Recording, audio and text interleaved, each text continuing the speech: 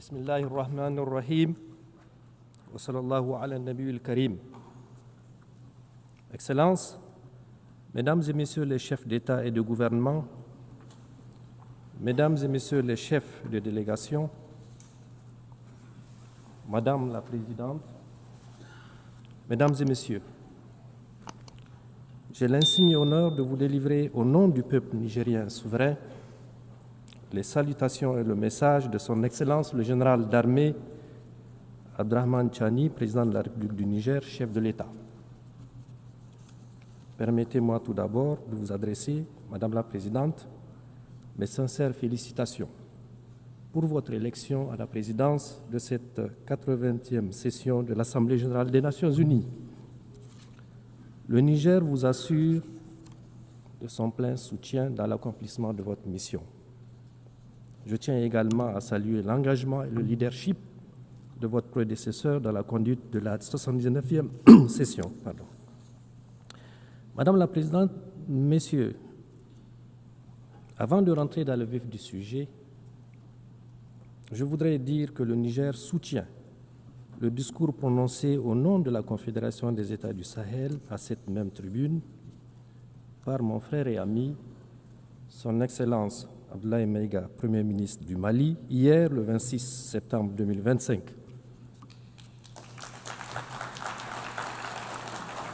Il a ainsi exprimé avec force les aspirations de notre Confédération et de son peuple au respect de notre souveraineté, à la défense de nos intérêts et à la coopération sincère avec tous les pays épris de paix et de justice. Madame la Présidente, Mesdames et Messieurs, je tiens solennellement à exprimer ici la volonté du peuple nigérien souverain, à travers son gouvernement, à entretenir des relations amicales et de coopération avec tous les gouvernements et des peuples épris de paix et de justice. Cela dans le respect des valeurs et principes définis par la Charte des Nations Unies de notre souveraineté et de nos intérêts.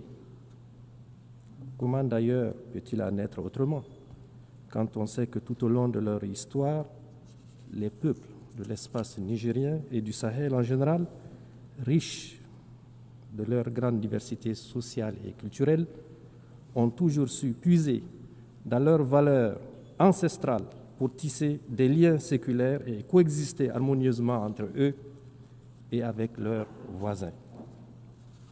Parmi ces valeurs qui fondent notre lien social, notre unité et nos aspirations communes figurent en bonne place le brassage interethnique et la parenté à plaisanterie, le respect de l'altérité, la tolérance religieuse, la solidarité, la paix.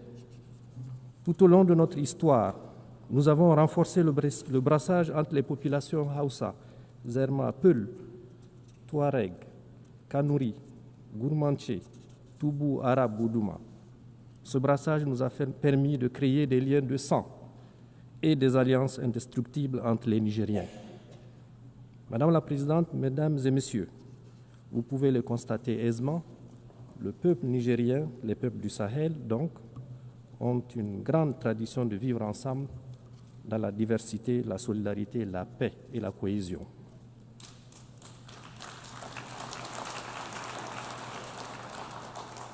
Dans les vastes étendues du Sahel, au climat souvent aride, nos peuples ont très vite compris la nécessité de s'organiser, de créer des liens, de coopérer les uns avec les autres pour vivre en paix et en sécurité dans leur espace partagé.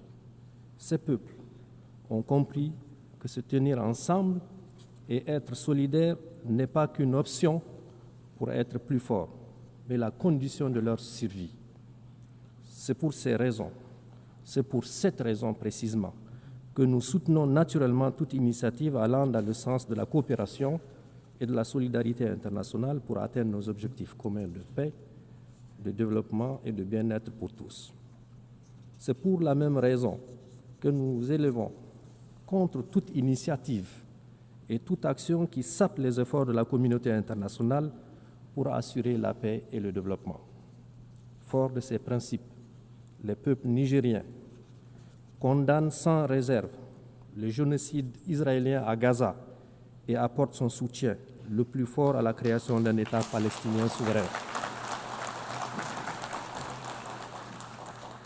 De même que le Niger condamne avec fermeté les agressions israéliennes contre l'Iran et le Qatar et s'insurge contre la banalisation de la violence en République démocratique du Congo, au Soudan et au Sahel, dans l'indifférence totale de la collectivité internationale, voire la complicité de certaines puissances étrangères au continent africain.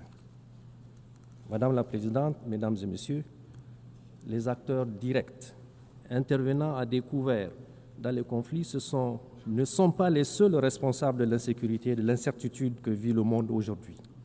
En effet, le Niger tient à dénoncer également l'inaction de tous ceux qui ont les moyens d'agir en faveur de la vérité et de la paix. Le silence de ceux qui ont la voix porte l'indifférence des égoïstes qui sont prêts à déstabiliser des pays en toute une région pour leurs seuls intérêts.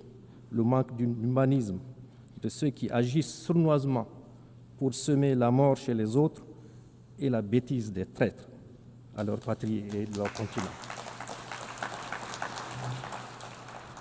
Madame la Présidente, Mesdames et Messieurs, inaction, indifférence et silence complices d'une part et d'autre part, actions sournoises et subversives de déstabilisation, campagnes violentes de désinformation et guerre informationnelle. Telles sont les réalités auxquelles mon pays et la Confédération des États du Sahel, Confédération AES, font face dans notre lutte contre les terrorismes importés et sponsorisés. Le Niger en particulier vit depuis le 26 juillet 2023, date à partir de laquelle le peuple nigérien souverain a décidé de prendre son destin en main. Il faut en effet bien connaître la complexité du drame qui se vit au Sahel, ses enjeux, ses tenants et ses aboutissants, pour comprendre non seulement le jeu des différents acteurs, mais également la détermination de nos peuples et de leur gouvernement à se battre victorieusement pour relever le défi, quel que soit le sacrifice à consentir et le temps que cela prendra. Ceux qui nous attaquent, ils le font pour leurs intérêts. Nous nous défendons pour notre survie et nous défendrons notre territoire et notre peuple. Madame la Présidente, Mesdames et Messieurs, le narratif habituel voudrait que l'on explique la situation au Sahel par la chute du régime du colonel Kadhafi en 2011 et l'effondrement de l'État libyen qui a occasionné le déferlement des groupes armés et le déversement de quantités importantes d'armes dans notre région. D'autres encore évoquent la victoire du peuple algérien sur le terrorisme des années 1990-2000 qui a eu pour conséquence de déplacer le conflit au Sahel par le truchement d'éléments terroristes ayant trouvé refuge dans le Sahel et une partie du Sahara. À cela, il faut ajouter le fait indiscutable qu'au fur et à mesure que les armées des puissances occidentales s'installent dans les pays du Sahel, notamment au Mali, au Niger et au Burkina, pour prétendument les aider à y faire face, l'on a assisté à une extension et à une densification tout aussi progressive du phénomène terroriste dans la région. La corrélation est évidente. Enfin, il est tout aussi admis comme une vérité indiscutable que non seulement les vrais et principaux chefs terroristes ne sont pas originaires de notre espace sahélien, mais également ils disposent de moyens logistiques importants, des modes opératoires particuliers et fomentent d'une violence aveugle et une nuit qui sont totalement étrangers à notre espace géographique et culturel. En effet, nos pays ont certes connu dans leur histoire et dans un passé encore récent des guerres au nom de la religion et des épisodes de rébellion, mais n'ont jamais connu une violence meurtrière gratuite et sans discernement de l'ampleur de celle que nous connaissons aujourd'hui. Pour toutes ces raisons, vous conviendrez qu'il s'agit bien d'un terrorisme importé et à dessein. Madame la Présidente, Mesdames et Messieurs, il s'agit également d'un terrorisme sponsorisé. Il se pose en effet véritablement la question du financement des terroristes. ainsi que la destination de toutes les ressources qu'ils capturent depuis plus d'une décennie. En effet, comment comprendre que des terroristes puissent soutenir dans la durée un tel effort de guerre? En outre, il faut relever l'heureuse coïncidence qui voudrait que la localité de Kidal, au Mali, lieu de repli des terroristes et autres trafiquants, soit libérée par l'armée malienne dans le dernier trimestre de l'année 2023, en même temps que l'armée française quittait le Niger. Du reste, le gouvernement du Niger, à l'instar du gouvernement du Mali et du Burkina, a régulièrement porté à la connaissance de l'opinion internationale des éléments de preuve de l'implication de plusieurs puissances étrangères dans la déstabilisation des pays de l'AES à travers les soutiens qu'ils apportent aux terroristes. Madame la Présidente, Mesdames et Messieurs, du haut de cette tribune, je tiens à dénoncer le soutien assumé et revendiqué par la France au terrorisme au Sahel et au Niger en particulier. En effet, depuis le renvoi de ces troupes du Niger en 2023, comme il l'a annoncé, le gouvernement a mis en place un véritable plan sournois et subversif de déstabilisation de mon pays qui consiste, entre autres, à renseigner, former, financer et équiper les terroristes, à des tentatives malheureuses pour créer les conditions d'un conflit interethnique au Niger et au Sahel, en une campagne de désinformation et intoxication pour discréditer mon pays, ses institutions, ses responsables politiques et son armée, en entretenant et en alimentant une tension politique permanente entre mon pays et certains de ses voisins. À cela, il faut ajouter la guerre économique et financière sans précédent qui consiste notamment dans la volonté haineuse de la France de saboter tous nos projets de développement en démobilisant les investisseurs et en votant systématiquement contre mon pays au niveau de toutes les institutions financières internationales telles que la Banque africaine de développement, la Banque mondiale et le FMI. Madame la Présidente, Mesdames et Messieurs, ce qui se passe aujourd'hui dans notre région du Sahel et au Niger en particulier est la résultante de plusieurs facteurs. D'abord, un passif colonial non encore soldé. Il faut le solder, ce passif. Les Nigériens n'ont jamais oublié la violence particulièrement inouïe qui a caractérisé l'occupation coloniale. La tristement célèbre mission Voulet et Chanoine et d'autres expéditions militaires encore se sont distinguées par la mort et la torture à grande échelle qu'elles ont semées à Terra, il y a quelques années seulement, à Djoundjou, Douchi, Koni, Tessawa et à Zender, où un sultan même a été exécuté. Madame la Présidente, Mesdames et Messieurs, du haut de cette auguste tribune, mon pays, le Niger, s'adresse à la conscience du monde pour montrer du doigt cette force hostile qui, depuis le XIXe siècle, ne désarme pas et mène encore de nos jours une guerre totale contre mon pays, comme en témoigne l'assassinat le 27 novembre 2021 à Terra des jeunes manifestants par l'armée française et la menace d'intervention militaire de la CEDEAO instrumentalisée par la France. Il faut appeler les choses par leur nom.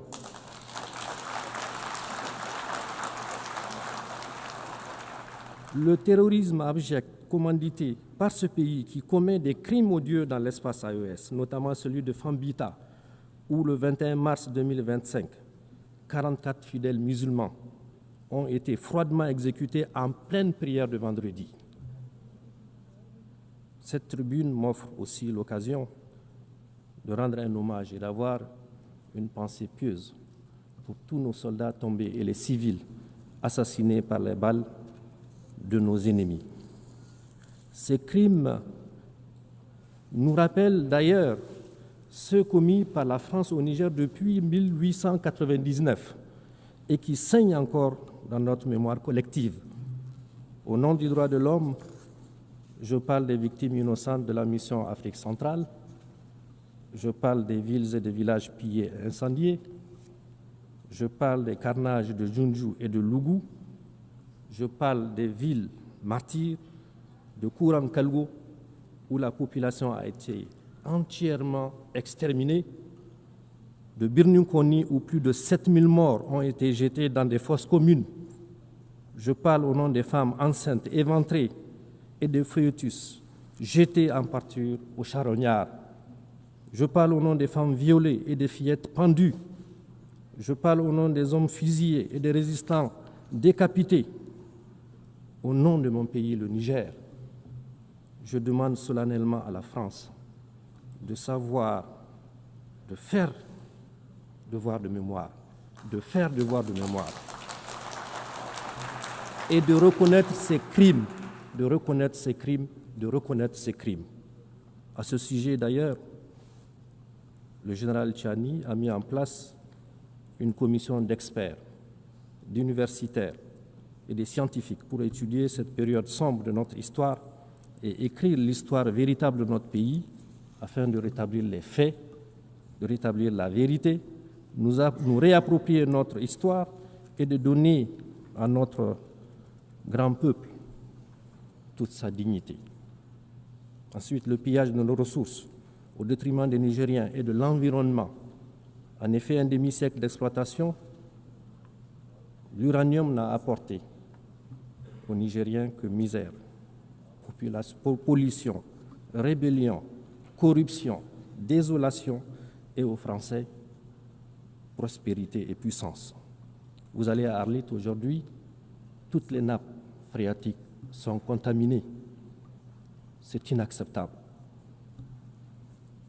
Aussi, depuis l'avènement du Conseil national pour la sauvegarde de la patrie et la décision du gouvernement du Niger d'exercer sa souveraineté sur ses ressources, ce gouvernement, en désarroi, cherche à nous entraîner dans des procès interminables pour arrêter l'exploitation et la vente de notre minerai.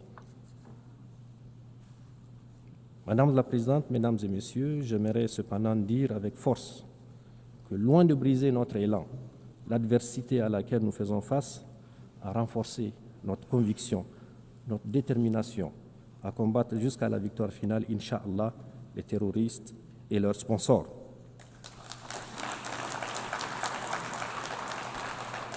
Nous pouvons d'ores et déjà nous réjouir de certains résultats structurants réalisés. Ce que le peuple nigérien a réussi depuis le 26 juillet 2023 avec la prise de pouvoir par le CNSP, c'est d'inscrire notre pays dans une nouvelle trajectoire qui, cette fois-ci, est porteuse d'espoir. Ce que nous avons réussi, c'est de renvoyer de notre pays, sans haine, ni violence, ni rancune, les forces qui entravaient notre souveraineté et empêchent nos forces de défense et de sécurité de monter en puissance pour accomplir efficacement notre mission.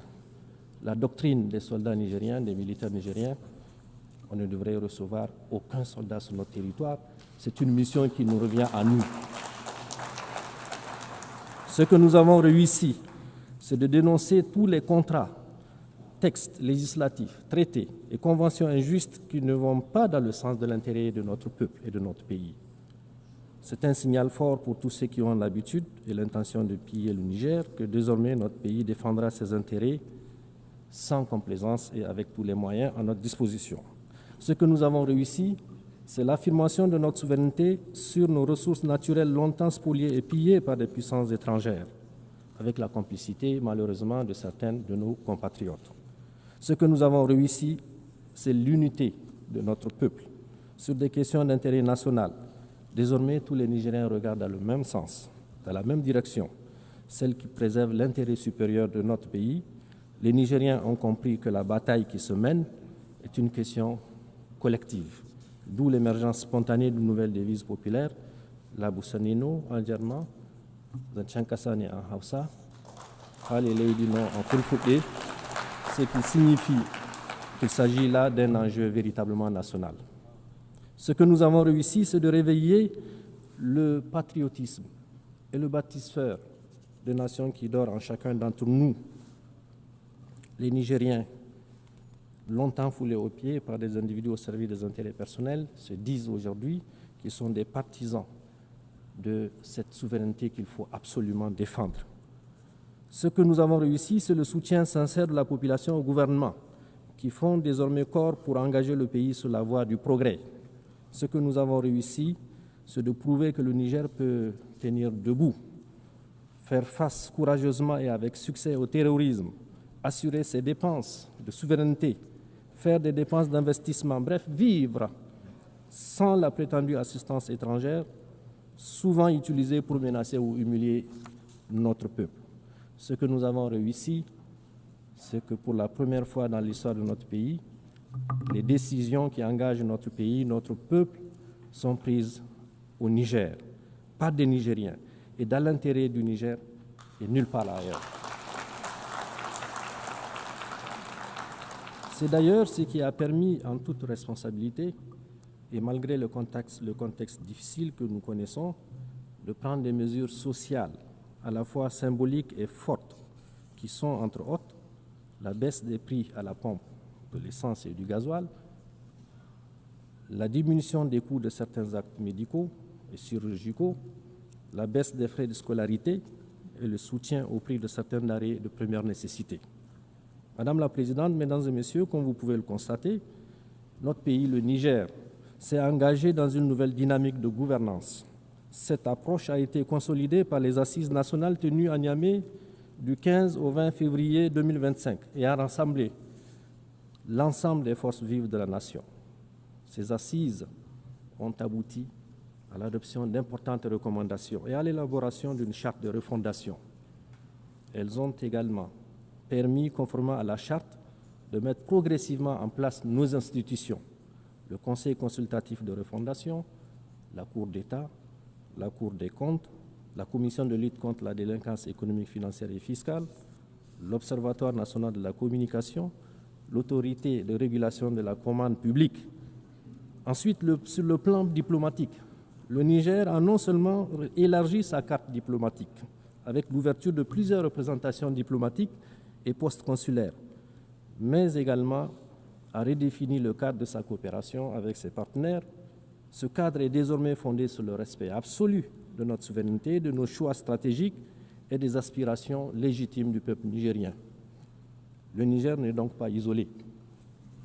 De même, le Niger s'est également engagé dans un vaste programme de production agricole visant à assurer l'autosuffisance alimentaire de ces laborieuses populations dans la mise en œuvre de milliers d'hectares de terres arables à travers la grande irrigation que le chef de l'État a demandé qu'elle soit une réalité. Les résultats auxquels nous sommes parvenus sont encourageants en un an de mise en œuvre.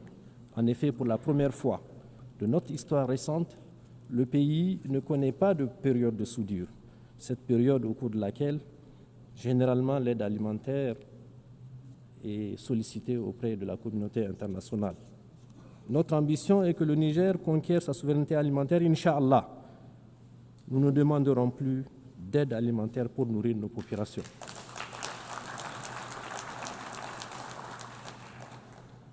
Au plan économique, malgré les sanctions iniques imposées au Niger et le blocus économique et financier, soutenu justement par ce pays, qui est la France, qui tente toujours de mettre en place un mécanisme pour bloquer, nous avons courageusement maintenu le cap des réformes macroéconomiques qui se sont traduites notamment par une inflation sous contrôle à moins 0,1% en fin août 2025 et escomptant une croissance économique en termes réels d'environ 7% sur la période 2025-2028. En outre, notre déficit budgétaire, qui était de 5,4% du PIB en 2023, sera, Inch'Allah, contenu à 3%. Déjà, on a les résultats à la fin de l'année 2025. Enfin, des efforts considérables sont déployés pour améliorer notre profil d'endettement. Madame la Présidente, Mesdames et Messieurs, relativement à la question des droits de l'homme, le Niger réaffirme son attachement aux instruments juridiques internationaux auxquels il est partie. Toutefois, il dénonce avec force l'approche différenciée et sélective observée dans l'application des principes des droits de l'homme par certains pays dont le seul but est de nuire à l'image de nos États. Aussi, je tiens à annoncer de vive voix que le Niger et l'ensemble des pays de la Confédération AES, profondément attachés au respect de la dignité humaine et à l'épanouissement de leur population, n'acceptent d'aucune façon en la matière de la part de quelques entités que ce soit, qu'on nous impose quoi que ce soit. Face à ces défis sécuritaires, diplomatiques et de développement, le Burkina, le Mali, le Niger ont pris la décision historique de créer une alliance stratégique qui est la Confédération des États du Sahel. Ceux qui m'ont précédé, mes frères du Burkina et du Mali, l'ont déjà dit. Cette alliance nous permettra certainement de mutualiser nos efforts dans le sens de renforcer notre sécurité, de faire en sorte que notre diplomatie qui fonctionne parfaitement bien, de produire des résultats et sur le plan du développement, d'avoir des projets structurants qui puissent répondre aux aspirations et aux besoins de nos populations. Dans ce cadre, comme je l'ai dit, nous coordonnons nos politiques et construisons ensemble notre avenir avec nos propres idées, nos propres moyens et sur des valeurs ancestrales, dans un espace qui sera, Inch'Allah, débarrassé de toute forme de menace.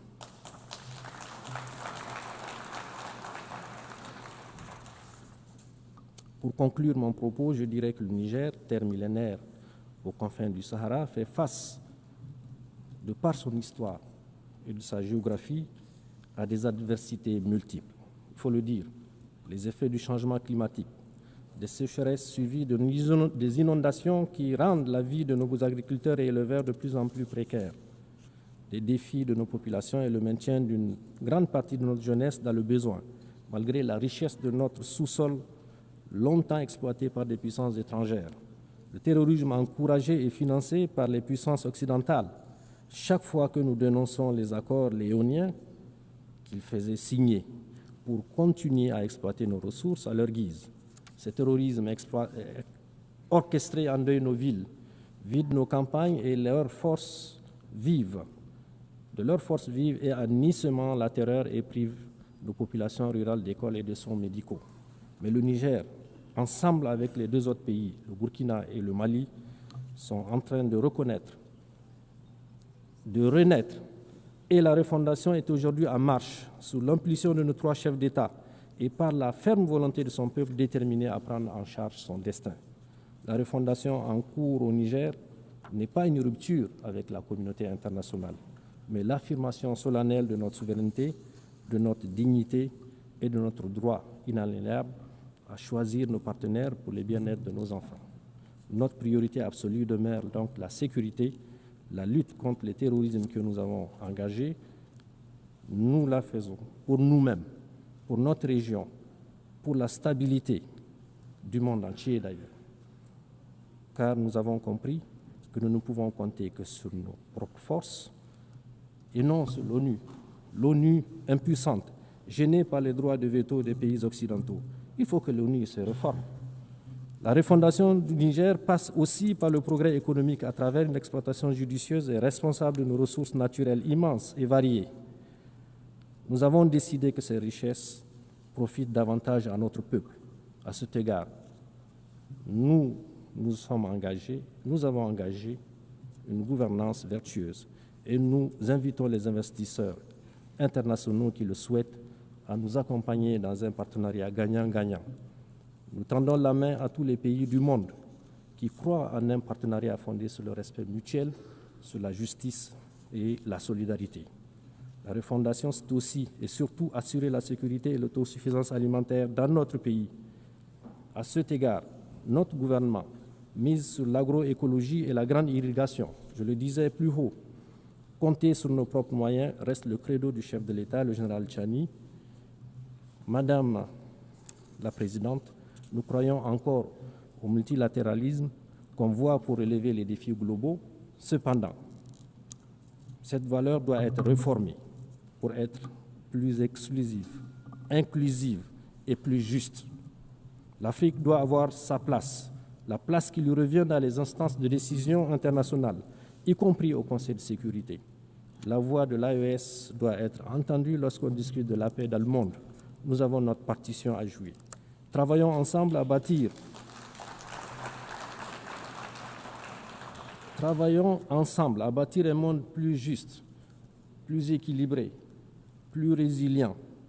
Un monde où la sécurité n'est pas le privilège de quelques puissances, mais le droit de tous les pays, qu'ils soient grands ou petits. Un monde où la vie de chaque nation compte sans aucune discrimination et où les cris des peuples sont entendus. Mesdames et Messieurs, je vous remercie au nom de mon pays, le Niger et de l'AES.